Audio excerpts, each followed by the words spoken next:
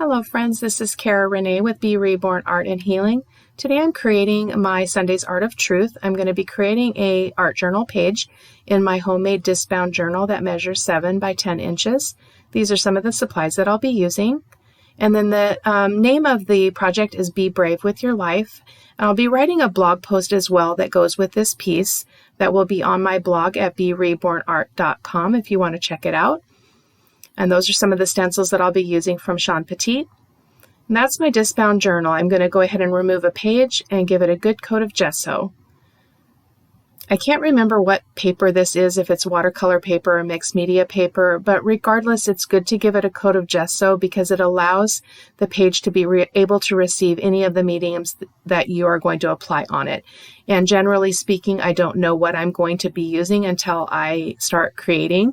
I usually will pick out products, and sometimes I don't use anything that I pick and I pull out more stuff. So this allows me to be a little bit more free with what I choose to create. So it's always a good idea to apply a layer of gesso. I'm going to give that a good heat set as well. And I'm going to be applying some background papers to this page. I'm not going to cover the entire page. I do leave some white spots. This particular page is a jelly print that I created using Sean Petit stencils. I did that a couple of months ago. I had a really long jelly printing session and created a lot of pages with her stencils. So I'll be using that to just create some background interest to the page. And then I'll be also using some vintage book pages from my stash.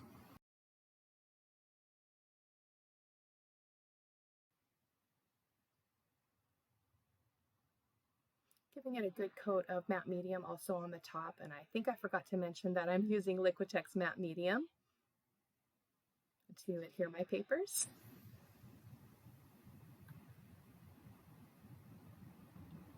And then giving it a really good heat set before I move on to the next step. I did dry the back. Sometimes that helps with the warping. This page is quite wet at this point, and so that sometimes can help to even out the surface of the page. I'm going to be using some Liquitex Heavy Gesso to go ahead and do some stenciling. I'll be using Sean Petit's large rose stencil to create some interest in the background with some stenciling. The Heavy Gesso gives a really nice application of texture, three-dimensional texture to a project, and it reacts really well to paint and other mediums that are applied on top of it.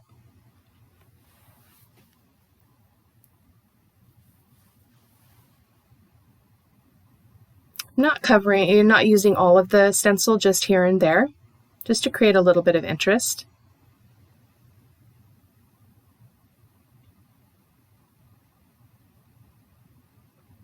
Going back and kind of trying to grab those dots as well. I really liked those. Giving it a really good heat set again, just keeping in mind that between every layer, I am using my heat tool to dry things. So this is my golden fluid acrylic in cobalt turquoise, and I'm using my palette knife, just a small one, just to kind of create some texture and some color to the page, and then adding some gesso as well, just to push that color back a little bit. I also do that with the medium yellow, the golden fluid acrylic, as well as the magenta.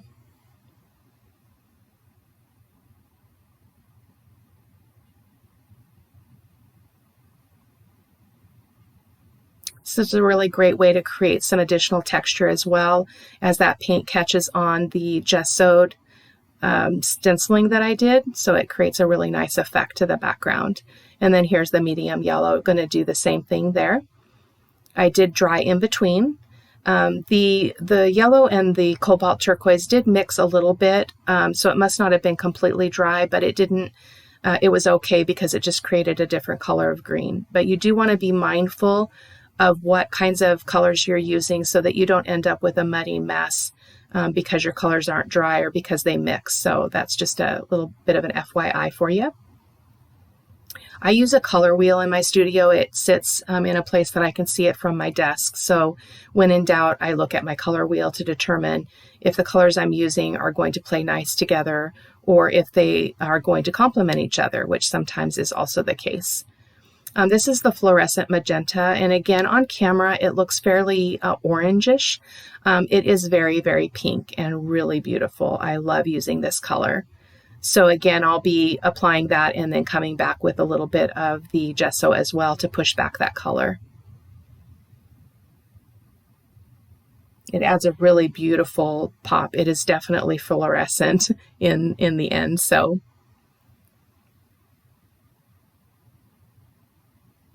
and that paint with using the palette knife and then it hitting the texture creates even more texture, which I love. I love, love, love texture. So that's the best part of creating mixed media, in my opinion. Sometimes I go overboard because I love it so much. And then here I'm coming in with the Paris Flourish stencil. And all of the supplies will be listed in the video description below, as well as over on my blog.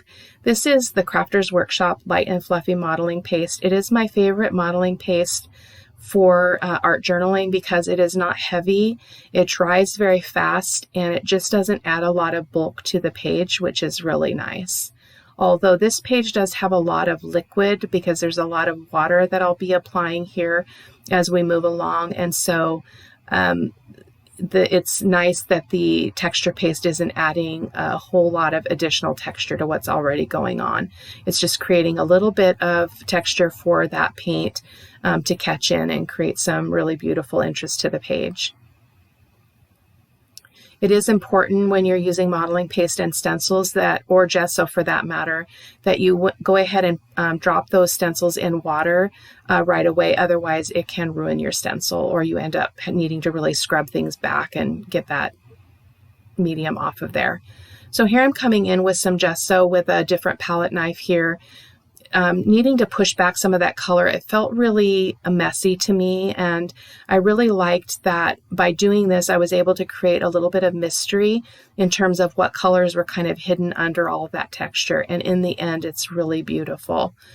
Now I'm going to come in with the cobalt turquoise again. This is the golden fluid acrylic, adding a little bit of water and using a paintbrush to apply it to the page, and then I'll be also spritzing it with more water and adding more paint, as you'll see as we move along, so that color goes into all of the crevices that are created and the nooks and crannies that are created with the stenciling and the modeling paste. So it's really, really beautiful effect.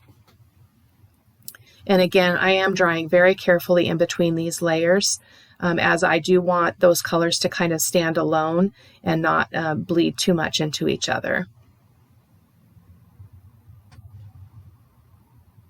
And I do apologize for the angle there. It's difficult for me to hold a piece up because my camera sits super close to my surface, and so I'm kind of at a disadvantage there. So again, I did dry that, and then I'm going to come in with a medium yellow fluid acrylic by Golden and applying it here and there also on the page. This color was super vibrant in the final product, and I loved it because the black angel body and the wings were set against that yellow primarily, and it really was beautiful. It added kind of a glow to the angel, which was kind of an unexpected surprise. I really liked it. And here is where you can see that some of the blue and the green, or the yellow, did mix and created a different color of green, but I was happy with it. It added a really nice look to the page. And here is where the page is super, super wet. And so I do take a considerable amount of time here at this point to go ahead and heat set this really, really well before I move on to the next piece. It's really wet. And there's just a close-up of that texture. And what you're seeing there is the paint, the gesso, the modeling paste is just gorgeous on top of each other. It just really works well together. I decided to do some stamping with my Stampendous stitch stamp here and there around the page. I did need to review my composition a little bit and change it from landscape to portrait, and so some of the stitching doesn't show up in the end because I had to turn the page portrait instead of landscape in the end. So coming in with a smaller one of those stitch stamps and doing some stitching on my sentiment there, just to kind of have it also tie into the background a little bit better. I love the effect of that kind of sewn fabric on a project. It's one of my favorite elements, and I use it quite a lot. And I really enjoy this particular set because it's a red rubber stamp, and so they're easy to work with versus a clear stamp. I do have some Bow Bunny stitch stamps that are clear, but they're much harder to work with. So I really enjoy this, and I'm really glad that I picked it up. Again, giving this a really good heat set just to make sure, again, there's lots and lots of fluid on that page. I'm giving a coat of matte medium to my sentiment because I want to be able to do a glaze over this white paper because it's way too stark for my liking. This is where I am playing with my composition a little bit, and I wanted it to be landscape, but because of where I had put the texture, the angel and the wings are not going to work out.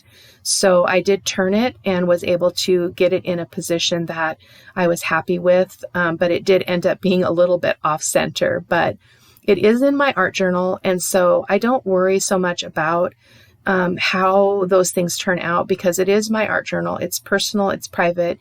Even though I'm creating this as a video for you, it is because there's a meaning behind the piece and I'm writing about it. But for you as the creator, it's really important to see your art journal as just a place where you can be free and play. It's not a place to perform. It's not a place to find perfection.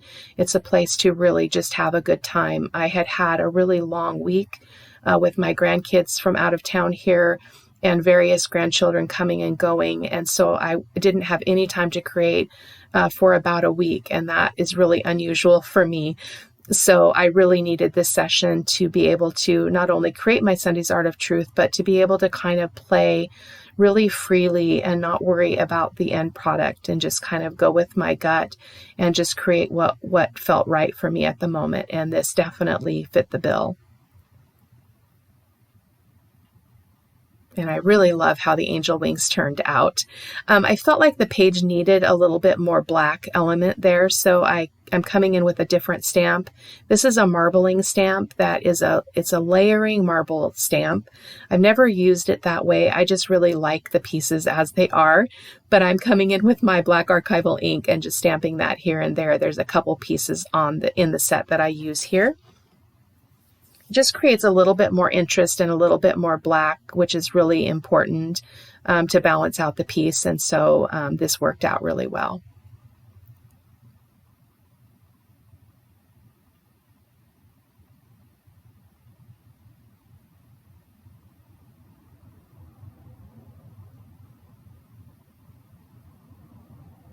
It kind of gives the kind of a cracked look, which is really nice without it being just cracks. So I like that.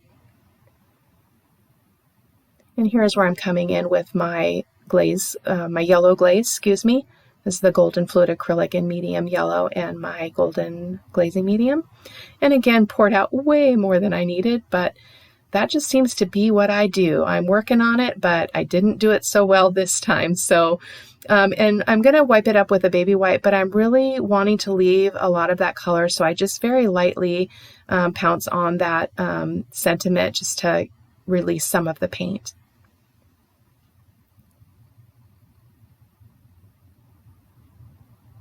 And then here I'm going to go ahead and give that a good heat set. I want to make sure it's nice and dry before I attach it to the page. And I'll be putting that on with my Liquitex matte medium. Similar to what I did with the background papers.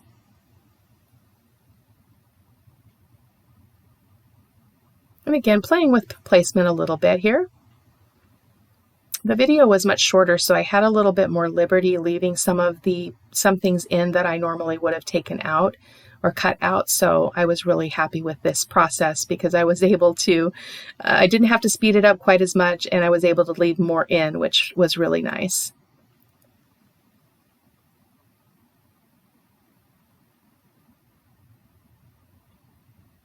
And here, applying it with the Liquitex matte medium.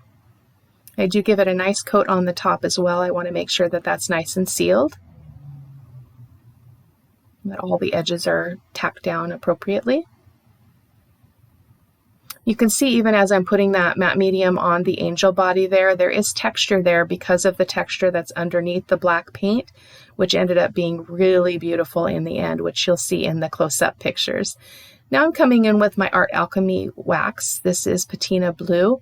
I start out using the brush, but I always go back and use my finger when I'm working with these waxes, and so today was no different.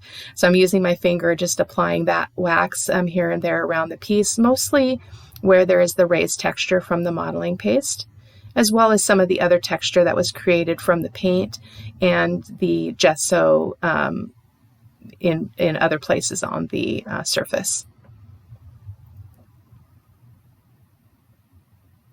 And then just coming around a little bit around the edges, not too much, just a little bit of an accent. I was going to leave that border where the book or the page goes back into the book. I was trying to keep that white and not put anything on it, but I do end up coming in with all three of the main colors and putting some color to that edge because it seemed a little blah and plain. And so here, just applying a little bit of that wax also to the angel body and the wings. And then I also come back and do that on the sentiment just a little bit down the road. I hope that you'll hop on over to my website at B.Rebornart.com if you want to check out the story behind this piece. Again, it's my Sunday's Art of Truth for 8/9/2020.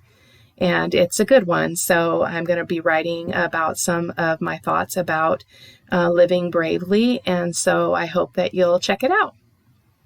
All the links will be in the video description as well as over on my blog. You can check that out. And I thank you so much for coming and watching. I thank you for visiting my channel and for liking and subscribing, and share on your Facebook, share with your friends. I really encourage you to subscribe because that makes my channel more visible on YouTube, and that means that more people are able to see my art. The algorithms that YouTube creates excludes a lot of artists, especially ones that are newer to YouTube creating. And so that creates some visibility for me as an artist, and I really love to share my process. And so I would love it if you would like and subscribe and share on your social media if you're so inclined. So here I'm coming in with my Rembrandt Soft Pastel in black, coming around my sentiment as well as around the entire page. Even along that edge where that page is going to go back into the book.